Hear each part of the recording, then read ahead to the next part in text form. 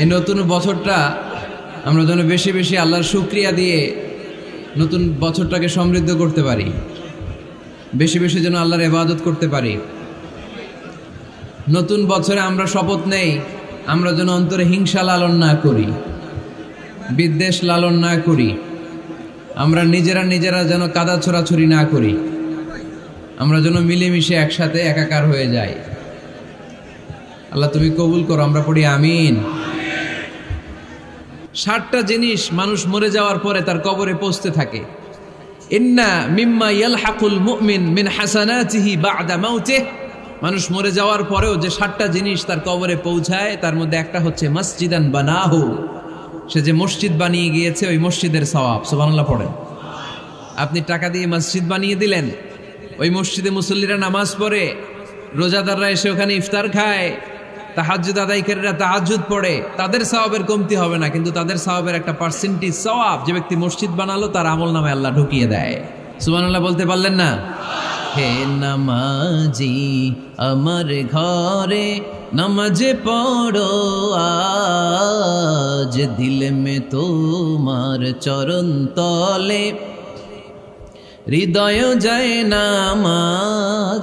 হে নামাজি আমার ঘরে নামাজ পড়ো আজ, দিল মে তোমার চরণ তলে হৃদয় যায় নামাজ। পড়েন আল্লাহু আকবার। কি সুন্দর লিখেছেন কাজী নজরুল ইসলাম। কাজী নজরুল ইসলাম খুব সুন্দর করে বলেছেন, মসজিদেরই পাশে আমায় কবর দিও ভাই, ঠিক কিনা? মসজিদেরই পাশে আমায় কবর দিও ভাই, যেন গোরে হতে মুয়াজ্জিনের আযান শুনতে পাই। আমার গোরের পাশে দিয়ে ভাই নামাজিরা যাবে, পবিত্র সেই পায়ের ধ্বনি এ বান্দা শুনতে পাবে। গোরা যাব হতে গুনাহগার পাইবে রেহাই, মসজিদেরই পাশে আমায় কবর দিও ভাই। কত মানুষ নামাজি ভাই মসজিদাঙ্গিহীনাতে, আল্লাহর নামের জিকির করে লুকিয়ে গভীর রাতে। আমি তাদের সাথে ওই আল্লাহর নাম জপতে চাই, আল্লাহর নাম জপতে চাই। পড়েন সবাই, মসজিদেরই পাশে আমায় কবর দিও ভাই, যেন গোরে হতেও মুয়াজ্জিনের আযান শুনতে পাই। চিল্লায় পড়তে হবে আমিন। কি দরদ ছিল আমাদের জাতীয় কবি কাজী নজরুল ইসলামের, মসজিদের পাশে আল্লাহ তুমি আমার কবর দিও। আল্লাহ এই দোয়াটা কবুল করে নিয়েছে, ঠিক কিনা? ওনার কবরের পাশে মসজিদ আছে না নাই? আছে। এজন্য মসজিদের সাথে সম্পর্ক জুড়ে দেওয়া এটা ইমানদারের আলামত, আর মসজিদকে ঘৃণা করা এটা মুনাফিকের আলামত। এজন্য আমরা যেন আমাদের হৃদয়টাকে মসজিদের সাথে জুড়ে দেই, মসজিদের সাথে যেন সুসম্পর্ক থাকে। মসজিদ সবার, মসজিদ নিয়ে দলাদলি নাই। দলাদলি আছে অনেক জায়গায়, হানাফি মসজিদ, আহলে হাদিস মসজিদ এরকম আমরা দেখি বা শুনি, এটা ঠিক না। হানাফি মসজিদ বলে কোনো কথা নাই, আহলে হাদিস মসজিদ বলে কোনো কথা নাই। মসজিদ সবার। ছোট্টখাট্ট বিষয় নিয়ে মসজিদে মারামারি, একজন হাত তোলে আরেকজন তোলে না, কিলাকিলি আছে না নাই? একজন বলে জোরে আমিন, আরেকজন আস্তে আমিন, মারামারি আছে না নাই? এগুলো কি মারামারি করার কোনো বিষয়? কথা বলেন। সালাতে ফরজ আছে, ওয়াজিব আছে, সুন্নাহ আছে। খেয়াল করে বুঝবেন, ফরজ যদি নষ্ট হয় সালাত ভঙ্গ হয়, you have to repeat your সালাত। ওয়াজিব নষ্ট হলে সালাত ভঙ্গ হয় না, নতুন করে পড়া লাগে না, সেজদায় সাহু দিলেই সালাত আদায় হয়ে যায়। আর সুন্নাহ নষ্ট হলে নামাজ নষ্টও হয় না, নতুন করে পড়াও লাগে না, সৌ সেজদাও লাগে না, নামাজ আদায় হয়ে যায় সুন্নাহ নষ্ট হলে। এই যে হাত তোলা না তোলা এটা সুন্নাহ, আমিন জোরে বলা না বলা এটা কি সুন্নাহ। যেটা কোনো কারণে কেউ না করলেও তার নামাজ কবুল করে নিবে কে? আর এই সব সুন্নত লই আমগো দেশে গিলাগিলি। মৌলভীবাজারে মাশাআল্লাহ এগুলা নাই, এখানেও আছে। এগুলার অবসান ঘটুক, আমরা চাই কি চাই না? আর কত এই ছোটখাটো বিষয় নিয়ে আমরা এই বিভেদের প্রাচীর আর দেয়ালকে উঁচু করব আমাদের মাঝখানে? কবে আমরা ঐক্যের সিন্ডিকেট করব? কবে? আর কবে সাদা মনের মানুষ হব? কবে? আর কত? অনেক হয়েছে, আর না, এবার থামেন। বিভেদের প্রাচীরকে ভেঙে চুড়িয়ে দেন। ঐক্যের এমন সিন্ডিকেট গড়তে হবে যাতে কোনো অপশক্তি এই ঐক্যকে ভাঙতে না পারে, বানচাল করতে না পারে। চিল্লায় বলেন ঠিক কিনা? এজন্য মিউচুয়াল রেসপেক্টের দরকার, পারস্পরিক শ্রদ্ধাবোধ সব ক্ষেত্রে, রাজনীতিতে, সামাজিক অ্যাক্টিভিটিসে আমাদের আলেম ওলামাদের মধ্যে পারস্পরিক শ্রদ্ধাবোধের দরকার। মিউচুয়াল রেসপেক্ট, কেউ কাউরে রেসপেক্ট করে না। আমি যেটা বুঝছি এটাই সব, বাকি সব হারাম, এরকম বলে না অনেকে? এরকম যেন না করি। তাহলে মসজিদ সবার, মসজিদ আল্লাহর হাবিব সাল্লাল্লাহু আলাইহি ওয়াসাল্লাম খ্রিস্টানদেরকে মসজিদে ঢুকতে দিয়েছেন, আর আমরা মুসলমান ভাইয়ের জন্য মসজিদে তালা ঝুলাই দেই, আছে না নাই? আল্লাহর হাবিব সাল্লাল্লাহু আলাইহি ওয়াসাল্লাম কোথাও গেলেই প্রথমে মসজিদ বানাতেন। কি বানাতেন? মসজিদ বানাতেন। মক্কা থেকে হিজরত করে মদিনায় আসলেন, কোবায় থাকলেন কয়েক সপ্তাহ। কোবা পল্লীতে তিনি মসজিদ বানালেন, মসজিদ কোবা। ওখানে প্রতি শনিবার কেউ যদি অজু করে ওখানে যে 2 রাকাত নামাজ পড়ে, একটা কবুল ওমরার সওয়াব আল্লাহ তাআলা তার আমলনামায় দিয়ে দেয়। মসজিদে কোবা বানালেন। তারপরে মদিনায় এসে মসজিদে নববী বানালেন আল্লাহর হাবিব সাল্লাল্লাহু আলাইহি ওয়াসাল্লাম, মসজিদে নববী। এটা ছিল আল্লাহ রাসূল সাল্লাল্লাহু আলাইহি ওয়াসাল্লামের বৈশিষ্ট্য। কোথাও গেলেই তিনি মসজিদ বানাতেন, মসজিদে নববী। হায় রে, এখন তো কত সুন্দর মসজিদ আমরা দেখি, আমরা যে সালাত পড়ি। আল্লাহর হাবিব সাল্লাল্লাহু আলাইহি সাল্লামের সময় মসজিদে নববী কি এরকম ছিল? কথা বলেন। ফ্লোর ছিল বালুর ফ্লোর। কিসের ফ্লোর? আমাদের মসজিদের ফ্লোর কিসের? টাইলস। আর আল্লাহ রাসূল সাল্লাল্লাহু আলাইহি ওয়াসাল্লামের মসজিদে নববীর ফ্লোর কিসের? কথা বলে না তো। আওয়াজ করে উত্তর দেন না কেন? কষ্ট হচ্ছে? দুপুরে খাইছেন না সবাই? কেন খান নাই কেন? রোজা রাখছিলেন? হ্যাঁ, ফজর বাদে আইছি। আচ্ছা ঠিক আছে, ঠিক আছে। আচ্ছা আচ্ছা, সাউন্ড নাই, কথা শোনা যায় না? তো এটা শুনলা কেমনে? জিজ্ঞেস করলাম কথা শোনা যায় না, কয় না। তো এটা শুনলা কি করে? মানে অল্প শোনা যায়, তাই তো? একটু পরে আমার বিদায় ঘন্টা বাজবে, আমি চলে যাব। তোমরা ডিস্টার্ব করতে করতে আমার সময় শেষ। তোমরা ডিস্টার্ব করলে তোমাদের লস। আমি আমার টাইমের 1 মিনিটে বেশি যেতে পারবো না, কারণ এখানে আসরের সালাতের আজান শুরু হয়ে যাবে, এরপরে কোনো কথা নেই। আর বক্তব্য লম্বা করা এটা বেদাত। এই বেদাতকে আমি সুন্নাতের মধ্যে আনতে চাচ্ছি। একটা সময়ে একেবারে কমায় নিয়ে আসবো। এত প্রোগ্রামও আমি করতে চাই না। আমি ঘোষণা দিয়েছি আগামী বছরে সারা বাংলাদেশে আমার প্রোগ্রাম হবে 50টা। কয়টা?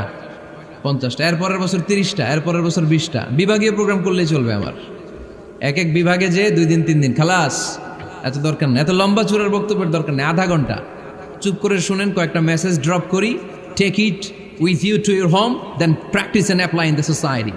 নিয়ে যান, আমল করেন, সমাজে কাজে লাগান। সমাজটা আলোকিত করে দিবে কে? খুতাবুকুম তাবিলা সালাওয়াতুকুম কাসীরা। আল্লাহর হাবিব সাল্লাল্লাহু আলাইহি ওয়াসাল্লাম বললেন, কিয়ামতের একটা আলামত, কিয়ামতের আগে তোমাদের বক্তব্য হয়ে যাবে লম্বা, সালাত হয়ে যাবে খাটো। সালাতের পরে তাসবিহ পড়তে চায় না লোকজন, ব্যস্ত, মহাব্যস্ত, সুপার বিজি। কোত্থেকে আসলে এই ব্যস্ততা? আপনি রবের সাথে মুনাজাত, না যাই ইউনাজি মুনাজাত, আপনার রবের সাথে একাকী নীরবে কথা বলতে মনে চায় না আপনার? এত তাড়াহুড়ো কিসের? ধীর স্থির হন, একটু স্থির হন, একটু মনোদৈহিক প্রশান্তি অর্জনের চেষ্টা করেন। সব সময় ব্যস্ত, ধাক্কাধাক্কি, উচ্ছৃঙ্খলা, এগুলো আমাদেরকে শেষ করে দিয়েছে। এজন্য লম্বা চোরা বক্তব্য ঠিক না। বক্তব্য শুনতে আমাদের ভালো লাগে, আমল করতে ভালো লাগে না। বক্তব্যটা শেষেই সিগারেট ধরায়, আছে না নাই? মাহফিল শেষেই বিড়ি ধরায়, কয় চমৎকার ওয়াজ করছে হুজুরে। ওয়াজটা সেরকম হয়েছে, অনেক কণ্ঠ সুন্দর হুজুরের। এতদিন ইউটিউবে দেখছি, আজকে সরাসরি দেখাইছি, আছে না নাই? তো কি লাভ হয়েছে? লাভটা হয়েছে কি? এই যে মাহফিল শেষে বিড়িটা ধরাইলেন আর গেলেন, কোনো লাভ হয় নাই। এগুলো থেকে বেরিয়ে আসতে হবে। বছরের পর বছর আমাদেরকে শেখানো হয়েছে একভাবে, কেউ এই পরিবর্তনের আওয়াজ তোলে নাই। আওয়াজ আপনাকে তুলতে হবে। আওয়াজ তোলার জন্য এত মানুষ লাগে না, আপনি একাই যথেষ্ট। আপনি দাঁড়ান না সামনে, দেখবেন আপনার সামনে কেউ টিকে থাকতে পারবে না, ঠিক কিনা? কিন্তু আপনার শক্ত সিদ্ধান্ত লাগবে, পরিবর্তনের জন্য শক্ত মানসিকতা লাগবে যে আমি পরিবর্তন করতে চাই। We have to change. যুগ জামানা পাল্টে দিতে চাই না অনেকজন, এক মানুষই আনতে পারে জাতির জাগরণ। এক মানুষই বিপদকালে বাঁচায় কাফেলায়, ক্ষুদ্র ডিঙ্গি বাঁচায় জাহাজ অসীম দরিয়ায়। এজন্য আপনার শক্ত সিদ্ধান্ত পারে আপনার মৌলভীবাজারটাকে দেশের শ্রেষ্ঠ জেলা, শ্রেষ্ঠ থানা হিসেবে আল্লাহর কাছে কবুল করতে, ঠিক কিনা? এজন্য লম্বা চূড়া আলোচনা ঠিক না, ছোটখাটো অল্প কয়েকটা মেসেজ নিয়ে যেতে পারলেই that's enough. One of the minor sign before the day of judgment, your Islamic lectures will be very longer and your salah 5 times a day will be shorter. কিয়ামতের আগে বক্তব্য লম্বা, নামাজ খাটো, তাসবিহ পড়ে না, ব্যস্ত, মহাব্যস্ত। এই মহাব্যস্ততা ছাড়েন, কোরআন সুন্নাহর দিকে ফিরে আসেন। বরকত দিবে কে?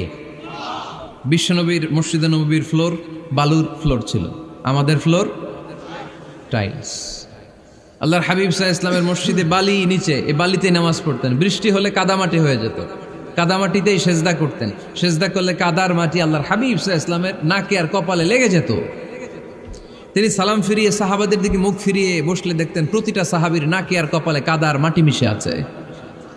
তার মানে প্রিয় নবী সাল্লাল্লাহু আলাইহি ওয়াসাল্লামের মসজিদে নববী ছিল কাঁচা, কিন্তু মুসল্লি ছিল পাকা। আমাদের মসজিদগুলা হয়েছে পাকা, কিন্তু মুসল্লি কাঁচা, ঠিক কিনা? ফজরের সালাতে মানুষ নাই। ইমাম সাহেব আছেন কে কে এলাকায়? দেখি ইমাম, মসজিদের ইমাম, মাশাআল্লাহ। আপনাদের এইখানে ওই মসজিদে ফজরের নামাজে কয় কাতার হয়? 5 জন 6 জন? কেনে এত কম? কেনে? হ্যাঁ, আসে না, আসতে চায় না লোকজন। তো এই যে 5-6 জন ফজরের সালাতে, কল্পনা করতে পারেন ফজরের সালাতে এত কম লোক? ফজরের জামাতে লোক যায় না, এটা একটা মহামারী। যেদিন ফজরের জামাতের দৃশ্য আর জুমার নামাজের দৃশ্য একরকম হয়ে যাবে, ওই দিনই বাংলাদেশে ইসলাম কায়েম হয়ে যাবে। এখন স্লোগান তুলে বিপ্লব বিপ্লব, ইসলামী বিপ্লব। আর ফজরের সময় আমি কম্বলের ভিতরে, আছে না নাই? কোনো বিপ্লব হবে না। ফজরের নামাজ জামাতে পড়ুন, সকালটারে বরকতময় করে দিবে কে? আল্লাহর হাবিব সাল্লাল্লাহু আলাইহি ওয়াসাল্লামের মসজিদ ছিল সবার জন্য উন্মুক্ত, এখানে সবাই আসতে পারত। এজন্য মসজিদ হবে সবার। আমরা মসজিদের আবাদকারী হতে চাই।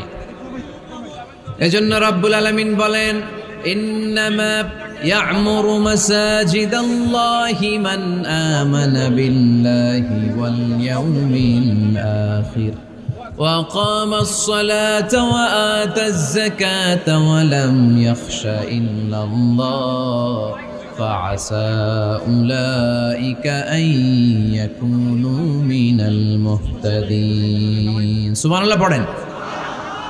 রব্বুল আলামিন বললেন, মসজিদের আবাদকারী হবে তারা যারা আল্লাহর প্রতি ঈমান আনে, আখিরাতের প্রতি ঈমান আনে, যারা সালাত কায়েম করে, যারা যাকাত আদায় করে, যারা দুনিয়ার কাউকে ভয় পায় না, ভয় পায় একজনকে। চিল্লায় বলেন তিনি কে? যাদের হৃদয়ে আছে আল্লাহর ভয়, তারা কবু পথ ভুলে যায় না।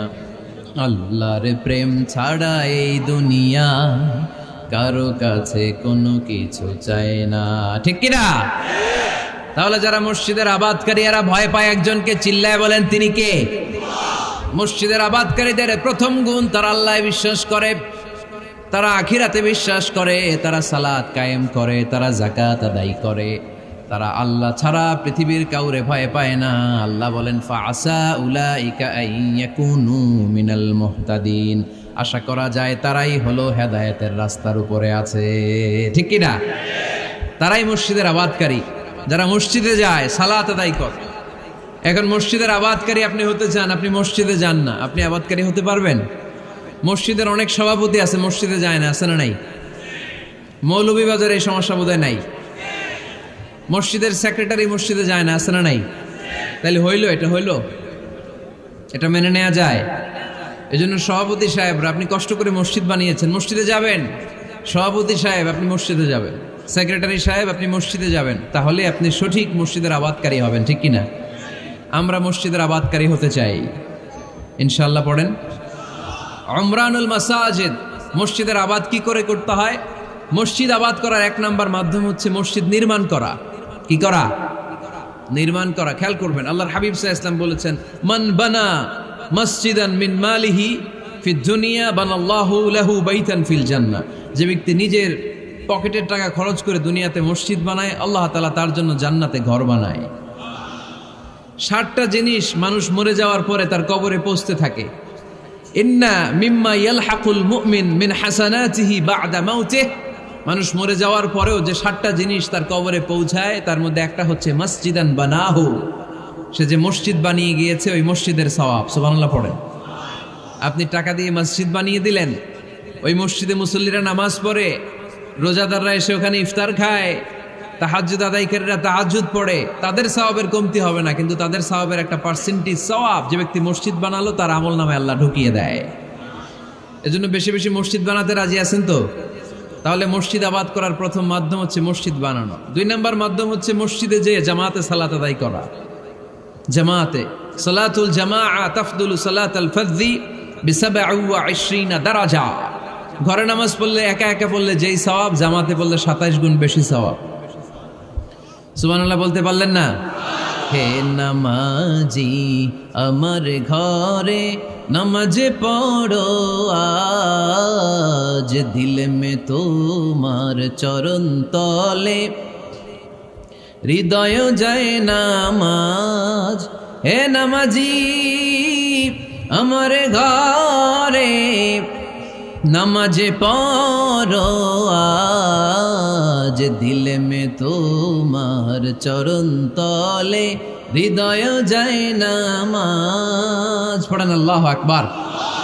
কি সুন্দর লিখেছেন কাজী নজরুল ইসলাম। মসজিদ কেমন যেন মসজিদ তার নিজের ভাষায় আল্লাহর কাছে কেঁদে কেঁদে ফরিয়াদ জানায়, আল্লাহ নামাজিরা আমার ঘরে আসে না, কি সুন্দর টাইলস, কি সুন্দর মুসল্লা, কি সুন্দর এয়ার কন্ডিশন, সব আছে কিন্তু মুসল্লি নাই, ঠিক কিনা? মসজিদগুলো আল্লাহর কাছে ফরিয়াদ জানায়। এজন্য আমরা যেন মসজিদমুখী হই। কি মুখী? আওয়াজ করে বলতে হবে, কি মুখী? মসজিদমুখী। তাহলে মসজিদ আবাদের 1 নাম্বার পদ্ধতি মসজিদ বানানো। 2 নাম্বার মসজিদে বেশি বেশি যে জামাতে সালাত আদায় করা। 3 নাম্বারে মসজিদের সাথে সম্পর্ক জুড়ে দেওয়া, হৃদয়টা যেন সবসময় মসজিদের সাথে লেগে থাকে। আল্লাহর হাবিব সাল্লাল্লাহু আলাইহি ওয়াসাল্লাম বললেন, সাবআতুন ইউযিল্লুহুমুল্লাহু ফি যিল্লিহি ইয়াওমা লা যিল্লা ইল্লা যিল্লু। 7 শ্রেণীর ব্যক্তিকে আল্লাহ তাআলা কিয়ামতের দিন আরশের নিচে ছায়া দিবে, যেদিন আল্লাহর আরশের ছায়া ছাড়া কোনো ছায়া পৃথিবীতে থাকবে না। সেই দিনটা কি এই দিনের মতো? কিয়ামতের দিনটা আজকের এই দিনের মতো হবে? 50,000 বছর হবে। এটা লেন্থ, এটা ডিউরেশন। কাআন সাফসাফা লা তারা ফিহা ইওয়াজা ওয়ালা আমতা। লেভেল প্লেইং ফিল্ড, তামার জমিন। একটু কল্পনা করেন তো ওই দিনটা কত ভয়ঙ্কর।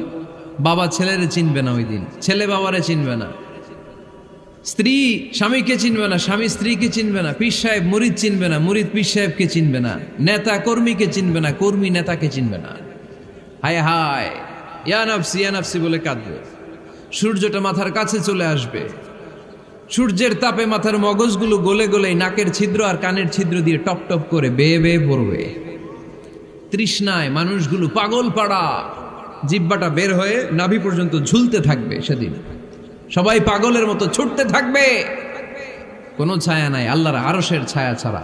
আল্লাহর হাবিব বললেন, 7 শ্রেণীর ব্যক্তিকে আল্লাহ তাআলা আরশের নিচে ছায়া দিবেন। এর মধ্যে 1 শ্রেণীর ব্যক্তি রাজুলুন কলবুহু মুআল্লাকুন বিল মাসাজিদ। ওই ব্যক্তি যার হৃদয়টা সবসময় আল্লাহর মসজিদের সাথে লেগে থাকে। মসজিদের সাথে যার হৃদয় লেগে থাকে তাকে আরশের নিচে ছায়া দিবে কে? এজন্য মসজিদের সাথে যেন আমাদের হৃদয়গুলো লেগে থাকে। অনেকেই দেখবেন এত ভালো নামাজে, জোহর পরে টেনশন করে আসরটা কই পড়বো, আসর পরে চিন্তা করে মাগরিবের সময় আমি কোথায় থাকবো, মাগরিবের সময় টেনশন, ইস এশাটা হয়ে গেলেই তো শেষ। এরকম লোক আছে না নাই? এদেরকে সেই কঠিন ভয়াবহ দিনে আরশের নিচে ছায়া দিবে কে? তারপরে মসজিদ আমাদের 4 নাম্বার পদ্ধতি মসজিদকে পরিচ্ছন্ন রাখা, মসজিদকে ঝাড়ু দেয়া। মসজিদকে যারা পরিষ্কার করে তাদের হৃদয়ের যন্ত্রণা দূর করে দেয় কে?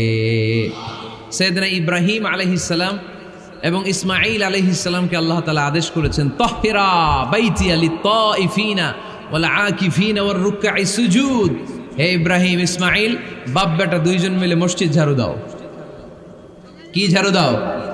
মসজিদেরি ঝাড়ু বড়দার ও কামারে হাত শোনো আমারে মুনাজাত। পড়েন, শোনো শোনো ইয়া ইলাহি আমারে মুনাজাত, শোনো আমারে মুনাজাত। পড়েন আমিন।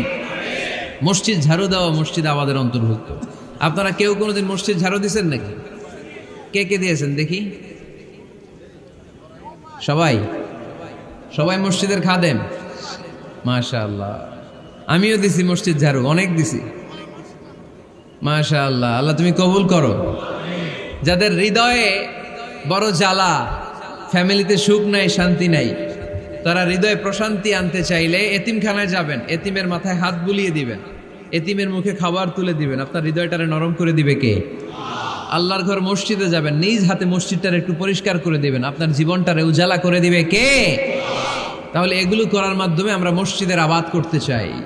আমরা মসজিদের আবাদকারী হতে চাই কি চাই না?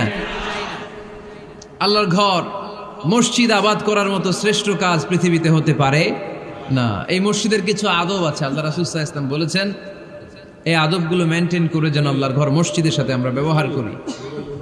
মসজিদের 1 নম্বর আদব হচ্ছে মসজিদে ওযুর সাথে প্রবেশ করা। কিসের সাথে?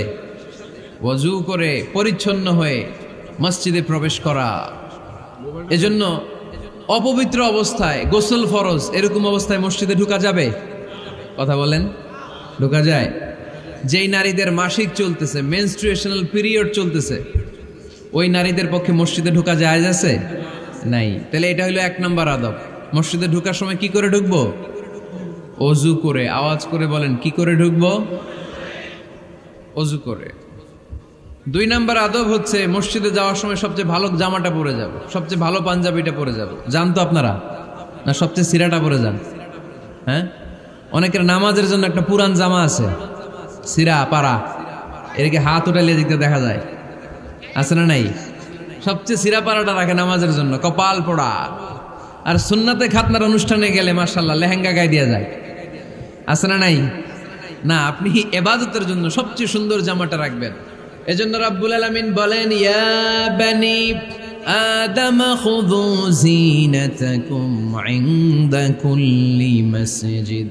ও বনি আদম, তুমি যখন আল্লাহর ঘর মসজিদে ঢুকবা, ও বনি আদম, তুমি যখন নামাজের মুসল্লায় দাঁড়াবা, তোমার সবচাইতে দামি, সবচাইতে সুন্দর জামাটা গায়ে দিয়ে তুমি নামাজে দাঁড়াও।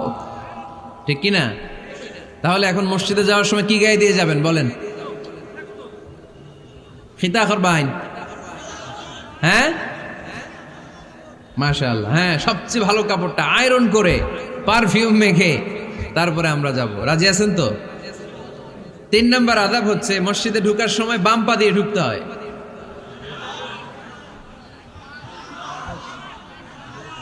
কোন পা? আরো জোরে। এদেরকে গুতা মারা লাগে, নাইলে আওয়াজ বাড়ে না। এরকম ভলিউম টাইট করতে হয়, ভলিউম হাই করলে আর পরে বাড়ে, এমনি বলতে চায় না। আর ঘটনা কি? হ্যাঁ, খায় নাই। বদরের যুদ্ধ হয়েছিল রমাদানে, কোনো সাহাবী খায় নাই, না খাইয়া একেবারে সাইজ করে দিছে কাফেরদেরকে। আমরা না খেলেও আমাদের হৃদয়ে ইমানি শক্তি আছে না নেই? এই তো বোঝা যাচ্ছে ইমানি শক্তি আছে। এতক্ষণ আছিল কই? তো মসজিদে ঢোকার সময় কোন পা দিয়ে? এগুলো মনে থাকে আমাদের? ভুলা যাই আমরা, খেয়াল থাকে না তো এগুলা। এত কিছু মনের মধ্যে রাখলে এগুলো মনে থাকবে কেমনে? মসজিদে ঢোকার সময় কোন পা? আরো জোরে। বেরোয়ার সময় কোন পা? মনে থাকবে? মসজিদে যখন ঢুকবেন ডান পা দিয়ে ঢুকবেন, আর দোয়া পড়বেন, আউযু বিল্লাহিল আযীম ওয়া বিওয়াজহিল কারীম ওয়া সুলতানিহিল কদীম মিনাশ শাইতানির রাজীম। বিষ্ণু সাল্লাল্লাহু আলাইহি ওয়াসাল্লাম বললেন, যে ব্যক্তি মসজিদে ঢোকার সময় এই দোয়াটা পড়বে, শয়তান আফসোস শুরু করে। সে বলে, হায় হায়, আজকের দিনের জন্য, সারা দিনের জন্য তো তুই আমার ওয়াসওয়াসা থেকে বেঁচে গেলি। আজকের সারা দিনের জন্য তোরে আমি হারালাম, আজকের সারাটা দিন আল্লাহর পক্ষ থেকে প্রোটেকশন নিয়ে তুই বেঁচে গেলি। আজকের জন্য যা, কালকে তোরে আমি ধরবো। এজন্য এই দোয়াটা পড়ার দরকার আছে না? আউযু বিল্লাহিল আযীম ওয়া বিওয়াজহিল কারীম ওয়া সুলতানিহিল কাদীম মিনাশ শাইতানির রাজীম। 4টা বাক্যের দোয়া। মুখস্থ করতে কষ্ট হলে যে ইউটিউবে চলে যাবে আজকেই, ওখান থেকে শুনে আপনারা মুখস্থ করে নেবেন, এই দোয়াটা পড়বেন। তাহলে ওই দিনের জন্য শয়তানের ওয়াসওয়াসা, টেম্পটেশন, প্রভোকেশন থেকে আপনি আল্লাহ তাআলার প্রোটেকশনে চলে গেলেন। সুবহানাল্লাহ পড়েন। তারপর আল্লাহর হাবিব বললেন, ঢোকার আগে আমারে সালাম দাও। পড়বেন, আসসালামু আলাইকা আইয়ুহান নাবিয়্যু ওয়া রাহমাতুল্লাহি ওয়া বারাকাত। এই 2টা জিনিস যখন করে ফেললেন, তখন ডান পা দিয়ে পড়বেন, আল্লাহুম্মা আফতাহ লি আবওয়াবা রাহমাতিক। সুবহানাল্লাহ পড়েন। আল্লাহুম্মা আফতাহ লি, ও আল্লাহ আমার জন্য তুমি খুলে দাও আবওয়াবা রাহমাতিক, তোমার রহমতের দরজা। তার মানে মসজিদে ঢুকলে রহমত পাওয়া যায় কি যায় না? মসজিদে ঢুকলে পাওয়া যায় রহমত। মসজিদের বাইরে রহমতের কথা আল্লাহ বলে নাই, মসজিদের ভিতরে রহমত। কোথায় রহমত? কোথায়? মসজিদের ভিতরে রহমত আছে না? তার প্রমাণ, মসজিদে ঢুকলেই শান্তি লাগে কেমন জানি, আর ঘুমে ধরে। মসজিদে ঘুমাইছেন কারা কারা দেখি? সবাই ঘুমাইছেন? আরে আমি কত ঘুমাইছি। জুমার নামাজের সময় যে কি ঘুম আসে, আসে আসে কমন পড়ছে, একেবারে কমন পড়ে গেছে। ঘুম আসে কারণ রহমত, রহমতের ঝিরি ঝিরি বাড়ি ধারা আল্লাহ তাআলা আরশের উপর থেকে নাজিল করতে থাকে। আর এই রহমতের কারণে হৃদয়টা প্রশান্ত হয়ে যায়, অনেকের ঘুমও চলে আসে, ঠিক কি না? এজন্য আল্লাহুম্মা আফতাহ লি আবওয়াবা রাহমাতিক, ও আল্লাহ তোমার রহমতের দরজাগুলো আমার জন্য খুলে দাও। এই দোয়া পড়লে রহমতের দরজা খুলে দেয় কে? আবার মসজিদ থেকে যখন বের হবেন তখন কোন পা দিয়ে? জোরে বলেন। বাম পা দিয়ে কি পড়বেন? আল্লাহুম্মা ইন্নী আসআলুকা মিন ফাদলিক, ও আল্লাহ তোমার কাছে আমি তোমার পক্ষ থেকে ফদল চাই, মানে রিজিক চাই। রিজিক দেওয়ার মালিক কে? তার মানে খুব সোজা সাপটা কথা হচ্ছে, মসজিদের ভিতরে পাওয়া যায় রহমত, আর বাইরে পাওয়া যায় ফদল বা রিজিক। বাইরে পাওয়া যায় কি? রিজিক। মসজিদের ভিতরে রিজিক আছে। তার মানে সারাদিন মসজিদে বসে থাকলে রিজিক মিলবে? নামাজের সময় নামাজ পড়তে হবে, কাজের সময় কাজ করতে হবে। এটাই হচ্ছে ইসলামের বিধান। নামাজের সময় নামাজ, কাজের সময়। আমি প্রশ্ন করবো, আওয়াজ করে উত্তর দেন। নামাজের সময়, কাজের সময়, নামাজের সময়, কাজের সময়। এটা মনে থাকবে। এজন্য আল্লাহ বললেন, ফাইদা কুদিয়াতিস সালাতু ফান্তাশিরু ফিল আরদি ওয়াবতাগু মিন ফাদলিল্লাহ। যখন তোমাদের সালাত শেষ হয়ে যায়, আল্লাহর রিজিক অন্বেষণের জন্য আল্লাহর জমিনে তোমরা ছড়িয়ে যাও। নামাজের সময় আসবেন, নামাজ শেষ বের হয়ে যান। ফান্তাশিরু ফিল আরদ, জমিনে ছড়িয়ে পড়ো। নামাজ শেষ, চেয়ারম্যান সাহেব চলে যাবে ইউনিয়ন পরিষদের ভেতরে, ছাত্ররা চলে যাবে হাই স্কুলে, মেম্বার অফ দ্য পার্লামেন্ট চলে যাবে সংসদে, সেনাবাহিনীর লোকেরা চলে যাবে ক্যান্টনমেন্টে, ব্যবসায়ীরা চলে যাবে তাদের বাজারে, সিএনজি ওয়ালারা সিএনজি নিয়ে ব্যবসা শুরু করবে, রাস্তায় নেমে যাবে, চিল্লায় বলেন ঠিক কিনা? এটাই ইসলামের বিধান। নামাজের সময় নামাজ, কাজের সময়। আচ্ছা, তাহলে প্রথম সুন্নাত পেলাম, পবিত্র হয়ে ঢুকবো, ভালো জামা পরে ঢুকবো 2 নাম্বার। 3 নাম্বার, ঢোকার সময় কোন পা? বের হওয়ার সময়। 4 নাম্বার, মসজিদে ঢুকেই 2 রাকাত। মসজিদে ঢুকে কয় রাকাত পড়েন আপনারা? তাহিয়াতুল মসজিদ। মসজিদে আপনি ওয়েলকাম জানাবেন, ঢুকেই 2 রাকাত পড়বেন, ওযু করলেই 2 রাকাত। আল্লাহর হাবিব সাল্লাল্লাহু আলাইহি ওয়াসাল্লাম মসজিদে নববীতে জুমার খুতবা দিচ্ছেন। খুতবা চলাকালীন সময়ে এক সাহাবী এসে মসজিদের মধ্যে বসে পড়লেন। আল্লাহর হাবিব সাল্লাল্লাহু আলাইহি ওয়াসাল্লাম সাহাবীরে বললেন, দাঁড়াও। সাহাবী দাঁড়ালেন। আল্লাহর নবী জিজ্ঞেস করলেন, কেন বসে বললা? 2 রাকাত পড়ছো নাকি? সাহাবী বলে, পড়ি নাই। বিশ্বনবী বললেন, তাহলে তাড়াতাড়ি 2 রাকাত নামাজ পড়ে বসে যাও। সুবহানাল্লাহ পড়েন। 2 রাকাত পড়ো নাই তো পড়ো, দাঁড়াও, তারপরে বসো। দেখেন, খুতবা চলাকালীন সময়ে আমাদের খতিবরা কখনো খুতবা থামায়? কথা বুঝেন নাই? জুমার খুতবা আপনারা শুনেন না? খুতবা চলতেছে, ওই মুহূর্তে ইমাম সাহেবরা কখনো খুতবা থামায়? মাঝখানে কোনো ঝামেলা হলে থামায় না। প্রথম খুতবা শেষ, বসে, তারপরে দ্বিতীয় খুতবা। খুতবার মাঝখানে কোনো থামাথামি নাই। কিন্তু আল্লাহর হাবিব সাল্লাল্লাহু আলাইহি সাল্লাম কেমন খতিব ছিলেন দেখেন। আল্লাহর হাবিব সাল্লাল্লাহু আলাইহি সাল্লামের খুতবা দেওয়ার স্টাইল অ্যান্ড অ্যাটিটিউড এবং আমাদের খুতবা দেওয়ার স্টাইল অ্যান্ড অ্যাটিটিউড আল্লাহ রাসূল সাল্লাল্লাহু আলাইহি ওয়াসাল্লামেরটা কত প্রাণবন্ত ছিল। আল্লাহ রাসূল সাল্লাল্লাহু আলাইহি ওয়াসাল্লাম সোসাইটি ওরিয়েন্টেড একজন পার্সোনালিটি ছিলেন, সমাজের মানুষ কেন্দ্রিক, খুব সামাজিক ছিলেন আল্লাহ রাসূল সাল্লাল্লাহু আলাইহি ওয়াসাল্লাম। তিনি দেখলেন একজন বসে পড়ছে, উনি খুতবা থামায় দিলেন, জুমার খুতবা থামায় বললেন, এই নামাজ পড়ছো না, পড়ো 2 রাকাত পড়ো। আবার খুতবা শুরু করলেন, সুবহানাল্লাহ পড়বেন না?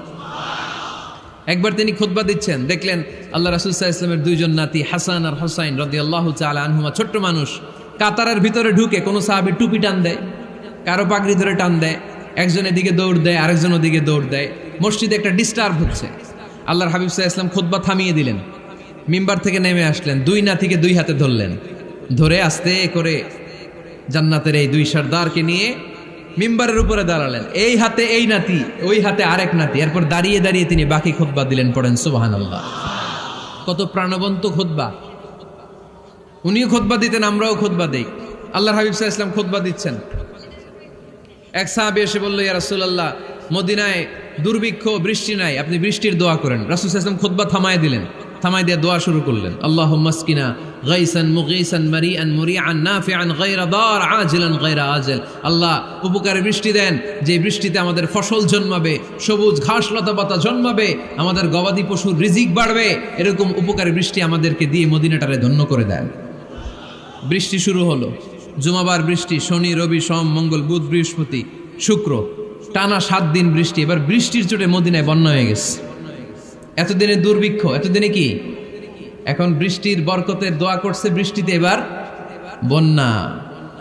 যেই সাহাবী বৃষ্টির জন্য দোয়া করতে বলেছিলেন, পরের জুমাবারের খুতবার সময় এসে ওই সাহাবী বলেন, ইয়া রাসূলুল্লাহ, আবার খুতবার মাঝখানে, ইয়া রাসূলুল্লাহ, আর বৃষ্টির দরকার নাই, আর দরকার নেই, এবার বৃষ্টি বন্ধের দোয়া করেন। আল্লাহর হাবিব সাল্লাল্লাহু আলাইহি ওয়াসাল্লাম খুতবা থামিয়ে আবার বন্ধের দোয়া, আল্লাহুম্মা হাওয়ালাইনা ওয়ালা আলাইনা, হে আল্লাহ আমাদের চারিদিকে দেন, মদিনাতে আর বৃষ্টির দরকার নাই। চিল্লায় পড়েন সুবহানাল্লাহ। এজন্য খতিব হবে এরকম প্রাণবন্ত খতিব।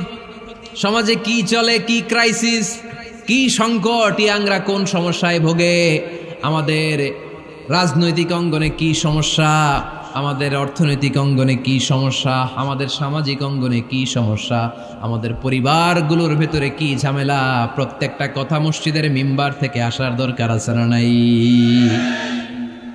আল্লাহর হাবিব সাল্লাল্লাহু আলাইহি ওয়াসাল্লাম এভাবেই সমাজকে ঠিক করে দিতেন। 2 রাকাত মসজিদে ঢুকে আজকে থেকে আমরা পড়ব। মসজিদে ঢুকলেই কয় রাকাত মনে থাকবে না ভুলে যাবেন? তারপরে আল্লাহর হাবিব সাল্লাল্লাহু আলাইহি ওয়াসাল্লাম বলেছেন, খবরদার কবরের উপর মসজিদ বানিও না।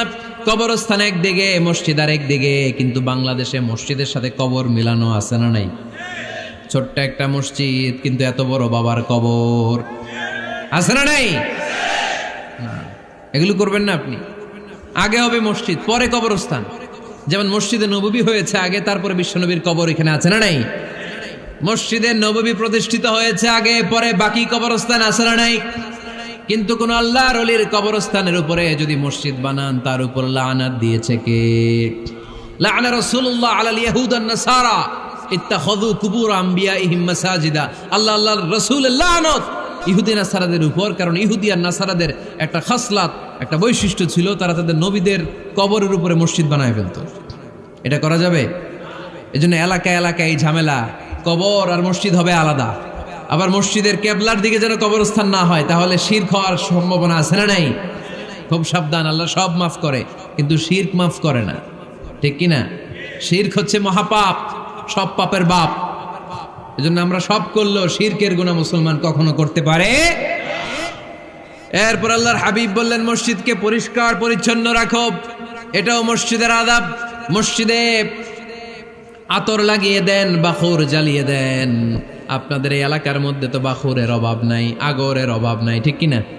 গতকাল প্রোগ্রাম ছিল কই? সুজানগর, আগরের রাজধানী। আগর চিনেননি আপনারা? হ্যাঁ, এই যে দেহনেল উদ পারফিউম, আপনাদের এই যে মাহাতাব সাহেবের আল হারামাইন, এরপরে যে আজমল কোম্পানি, এও আপনাদের এই মৌলভীবাজার এলাকার। এরকম অনেক কোম্পানি আছে দুবাই ভিত্তিক, গোটা বিশ্বে ওনারা ব্র্যান্ডিং করেছে। এগুলোর র ম্যাটেরিয়াল, কাঁচামাল যায় হচ্ছে আপনাদের মৌলভীবাজার থেকে। সম্মানিত ভাইয়েরা, মসজিদ পরিষ্কার পরিচ্ছন্ন রাখবেন, এই বাখুর জ্বালাবেন, দেহনেল উদ, এই পারফিউমগুলো ছড়িয়ে দিবেন। মসজিদের মধ্যে অনেক মসজিদে দুর্গন্ধ আছে না নাই? এই কার্পেটের মধ্যে ময়লা, পরিষ্কার করে না। আল্লাহর হাবিব সাল্লাল্লাহু আলাইহি ওয়াসাল্লাম বলেছেন, খবরদার। আম্মা জান আয়েশা বর্ণনা করেন, আমার রাসূলুল্লাহ সাল্লাল্লাহু আলাইহি ওয়াসাল্লাম বিবিনাইল মসজিদ ফি দুয়ার, ওয়া আন তুতাইয়াবা ওয়া তুনাজ্জাফ, আমরা যেন এলাকা এলাকায় মসজিদ বানাই, মসজিদগুলোকে যেন পারফিউম দিয়ে আতর দিয়ে সুগন্ধময় করে দেয়, বিশ্বনবী আদেশ করেছেন। সুবহানাল্লাহ পড়েন। এজন্য কোনো অপরিচ্ছন্ন মসজিদ থাকতে পারবে না। মসজিদের পাশ দিয়ে গেলে আতরের ঘ্রাণে আমোদ হয়ে লোকজন যেন বুঝতে পারে এটা আল্লাহর ঘর, মসজিদ। চিল্লায় বলেন ঠিক কিনা? এরপরে আল্লাহর হাবিব সাল্লাল্লাহু আলাইহি ওয়াসাল্লাম বলেছেন মসজিদের আরেকটা আদব হলো মসজিদকে অতিমাত্রায় ডিজাইন না করা। বেশি ডিজাইন করা যাবে না। এমন ডিজাইন করা যাবে না যে এটা মসজিদ বোঝাই যায় না। এত লাইটিং ফাইটিং করে, এটা কি মসজিদ না কমিউনিটি সেন্টার বোঝাই যায় না। আছে না? নাই আছে। এরকম যেন আমরা না করি সম্মানিত ভাইয়েরা। বিশেষ করে মসজিদের সামনের দেয়ালে। কোন দেয়ালে? সামনের দেয়ালটা কেবলার দিকে যেই দেয়াল, এই দেয়ালটা হতে হবে ফ্রেশ, যাতে করে মানুষের দৃষ্টি আকর্ষণ না করে। প্রায় মসজিদের দেয়ালের মাঝখানে দেখবেন আপনি ক্যালেন্ডার ঝুলায় রাখে। আছে না নাই? মৌলভীবাজারের কি অবস্থা? খিতা খবর আছে? তো এই যে ক্যালেন্ডার ঝুলায় রাখে, ওইখানে দেখবেন বিভিন্ন মসজিদের ছবি, এতিমখানার ছবি, মানুষের ছবি। তো মানুষ নামাজও পড়ে, আবার ওগুলোও তাকায়। আছে না নাই? প্রথম কাতারে পরে ওইখানে কি লেখা এগুলো পরে, তার ডিস্টার্ব হচ্ছে না? এই মুসল্লির দৃষ্টি যাতে অন্যদিকে না যায়, এটা খেয়াল রাখতে হবে। যদি পারা যায় মসজিদের সামনে কোনো ঘড়ি টড়ি চলবে না। ঘড়ি মসজিদের পেছনের দেয়ালে, সময়সূচি পেছনের দেয়ালে, সব পেছনে। সময় কয়টা বাজে ওটা ইমাম দেখলেই চলবে, ইমাম এভাবে দেখে নিবে, আপনারাও দেখে নিবেন। কিন্তু সামনের দেয়ালটা যত সিম্পল করা যায়। আল্লাহর হাবিব সাল্লাল্লাহু আলাইহি ওয়াসাল্লাম নামাজ পড়া অবস্থায় সামনে এমন কিছু রাখতেন না যেটার দ্বারা আল্লাহর হাবিব সাল্লাল্লাহু আলাইহি ওয়াসাল্লামের সালাতে মনোযোগ অন্যদিকে চলে যায়। আমরা যখন সালাত পড়ি, যদি অন্যদিকে তাকাই, ফেরেশতার মাধ্যমে আল্লাহ একটা ডাক দেয়, বলে আকবিল, এই বান্দা ফিরে আয়, তোর নজর থাকা দরকার সিজদার জায়গায়, ফিরে আয়। আপনি আবার যখন অন্যদিকে তাকান, আল্লাহ বলে ফিরে আয়, সিজদার দিকে তাকা। আপনি আবার যখন ঘড়ির দিকে তাকান, আল্লাহ বলে আকবিল, ফিরে আয়, সিজদার দিকে তাকা। আপনি যখন আবার অন্যদিকে তাকান, তখন আল্লাহ বলে লা হাজাতা লি ইলা সালাতিক, তোর এই নামাজের দরকার আমার নাই। নাউজুবিল্লাহ পড়বেন না? তোর এই নামাজের দরকার আমার নাই। অজু করে কষ্ট করে যাকে খুশি করার জন্য আপনি সালাতে দাঁড়ালেন, উনি যদি বলে এই নামাজের দরকার নাই, তা কার জন্য নামাজ পড়লেন আপনি? কথা কি বুঝতে পেরেছেন? এই জন্য এলাকার গণ্যমান্য ব্যক্তিবর্গ আছে, আমাদের চেয়ারম্যান সাহেব আছে, আরো অন্যান্য বিজনেস ম্যাগনেটরা আছে। আপনারা মসজিদ যখন নির্মাণ করবেন, সামনের দেয়ালটা যত সাদামাটা হতে পারে ততই ভালো। এমনকি জায়নামাজের মধ্যে এখন কাবা ঘরের ছবি আছে না নাই? আছে না? কি মুসলমান আমরা! নিজের কাবারে নিজে লাথি মারি নামাজের আগে, মনের অজান্তে নিজের কাবাকে নিজে লাথি মারছি। এরকম জায়নামাজ ব্যবহার করা নিষেধ। চিল্লায় বলেন ঠিক কিনা? সাদা ফ্রেশ জায়নামাজ বাজারজাত করেন, আপনাদের সিদ্ধান্তই ওনাদের ব্যবসা বয়কট হয়ে যাবে। আপনারা যদি এখন থেকে মসজিদের মিনারা আর কাবা ঘরের যে প্রতিকৃতি বা ছবি, এরকম ছবি সম্বলিত জায়নামাজ কিনা বন্ধ করে দেন, এদের মার্কেট থাকবে? কথা বলেন। কালকে থেকে আমরা জায়নামাজ কেনার সময় ফ্রেশ জায়নামাজ কিনবো। কোনো মসজিদ, কোনো মিনার, আমাদের কাবা ঘরের ছবি সম্বলিত কোনো জায়নামাজ কিনা যাবে? আওয়াজ করে বলেন, যাবে? যাবে না। এগুলো হচ্ছে মসজিদের আদাব। এগুলো রক্ষা করে মসজিদে ঢোকার দরকার আছে না নাই? পৃথিবীতে 3টা মসজিদ সবচাইতে শ্রেষ্ঠ মসজিদ। কয়টা? আওয়াজ করে বলেন না। 1 নাম্বার মসজিদুল হারাম, ফাওয়াল্লু উজুহাকুম শাতরা। যেখানেই তোমরা নামাজ পড়ো না কেন, মসজিদের হারামের দিকে হয়ে নামাজ পড়ো। কেবলা কোন দিকে আজকে? এদিকে, এইদিকে কেবলা। আমি যদি এদিকে হয়ে পড়ি, নামাজ হবে না? হবে না কেন? কারণ কেবলামুখী হয়ে নামাজ পড়া ফরজ। চিল্লায় বলেন ঠিক কিনা? মসজিদুল হারাম পৃথিবীর প্রথম মসজিদ। ওখানে একটা ঘর আছে, ঘরটার নাম হলো কাবা। ইন্না আউওয়ালা বাইতিন উদিআ লিন-নাসি লাল্লাযী বিবাক্কাতা মুবারাকা। এই পৃথিবীর প্রথম ঘর, যেই ঘরটা স্থাপিত হয়েছে বাক্কা শহরে। বাক্কা মক্কার আগের নাম, এখন শহরের নাম মক্কা। আগে নাম ছিল কি? সবাই বলেন, কি নাম ছিল? বাক্কা। এটা পৃথিবীর আদি ঘর। সব নবীদের পরশধন্য পদধূলিতে এই জায়গাটা বরকতময় হয়েছে। এটা এমন ঘর, যেই ঘরের চারদিকে 1 রাকাত নামাজ পড়লে 1 লক্ষ রাকাতের সওয়াব পাওয়া যায়। হজ উমরা করেছেন কে কে দেখি?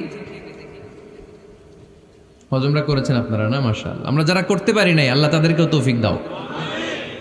আমরা যেন এই কাবা ঘরে যে প্রাণ ভরে সালাত আদায় করতে পারি, আল্লাহ তৌফিক দান করো। আমরা যেন মসজিদে নববীতে যে প্রাণ ভরে সালাত পড়তে পারি, তৌফিক দান করো। আল্লাহর হাবিব সাল্লাল্লাহু আলাইহি ইসলামের কবরের সামনে দাঁড়িয়ে যেন আমরা প্রাণ খুলে মন প্রাণ উজাড় করে বিশ্বনবী সাল্লাল্লাহু আলাইহি ইসলামকে সালাম দিতে পারি। আল্লাহ তৌফিক দান করো। এই কাবা ঘরকে কেন্দ্র করে প্রতিদিন 100টা রহমত নাজিল হয়। আওয়াজ করে বলেন কয়টা? আল্লাহর হাবিব বললেন প্রতিদিন প্রতিনিয়ত 100টা রহমত নাজিল হতেই থাকে। সিত্তুন আলিত তাইফিন, 60টা রহমত তাদের উপর নাজিল হয় যারা কাবা ঘরের চারদিকে তাওয়াফ করে। আরবাঈন আলিল মুসাল্লিন, বাকি 40টা নাজিল হয় যারা কাবা ঘরের পাশে নামাজ পড়ে। ওয়া 20 আলিন নাযিরিনা ইলাল কাবা, বাকি 20টা রহমত প্রতিনিয়ত নাজিল হয় যারা তাওয়াফ করে না, সালাত আদায় করে না, শুধু কাবার গিলাফের দিকে তাকিয়ে থাকে। কাবার দিকে তাকায় থাকলেই সওয়াব। সুবহানাল্লাহ পড়েন। এক রাকাতে কয় লক্ষ রাকাতের সওয়াব।